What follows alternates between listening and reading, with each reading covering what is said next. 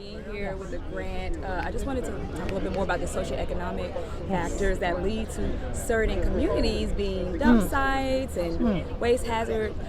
Why? Why are these sites chosen? Is it because the people can't fight back? And how does EPA protect them? Oh, you're going way back. I mean, really, this could be traced back to many of our origins, be it slavery or be it the taking of indigenous lands here in the West. Really, I just, you name it. We see where all of these facilities are, and we know that race is the largest determinant of pollution. That is a fact. So what are we doing as part of the Biden administration is we have that front of mind, that equity and environmental justice, we have to invest in these communities because we have to be intentional about dealing with those generations of neglect and land use decisions that led to a disparate impact to our communities. So some civil rights there? Yeah, absolutely. And so with indigenous rights and EPA having so many similar issues, are these departments working together and how? Yes, we have an entire division dealing with tribal governments. There's brownfields today, like we saw here. I was just very happy this week to be in Flagstaff, New Mexico, where we are opening our office that's going to be primarily dedicated to many of the tribal nations that have been dealing with uranium waste. I'm sure you've been watching. The States? Oh, yes. Oh, okay. Yes.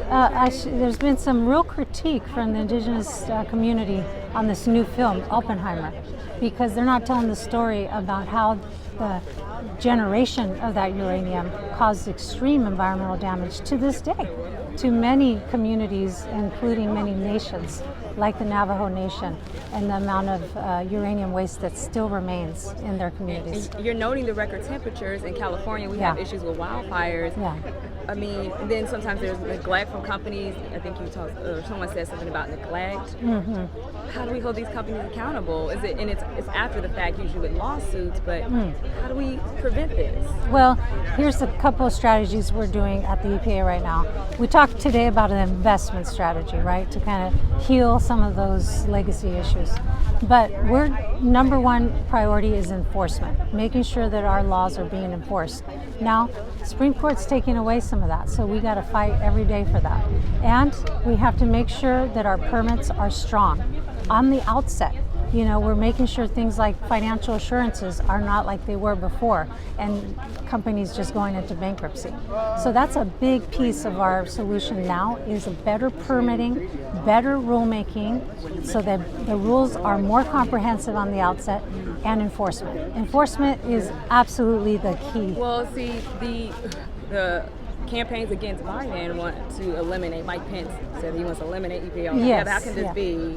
Yes. How do you just get rid of an agency? I hope that the unfortunate tragedies that have occurred this year, like in Ohio, where the train derailment happened in a demographic that is largely Republican, and we saw some Senate leadership on the Republican side looking for more environmental protection, because it's like some of our leadership on the other side of the aisle has said. I was just in Fresno with a mayor who's Republican, and he said, responding to this latest heat wave, we all sweat the same.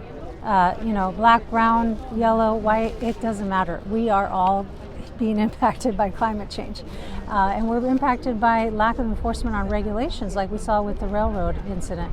So I think there's some silver lining to the crisis that we're in that people are realizing it's not a partisan issue. Okay, final question.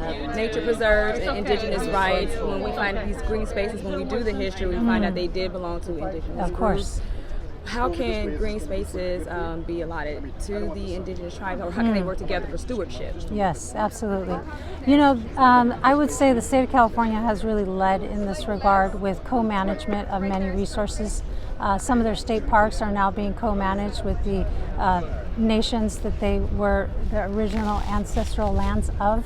And so I hope to see that kind of partnership develop here in Los Angeles. And I know that the Conservancy has some of the native leadership on there, which is a great start. We can go even further, and in many of our projects we have been successful in getting land back. which I think is the ultimate goal, is to have that ownership, really getting back to that. Great, thank you so much. I Okay. appreciate you.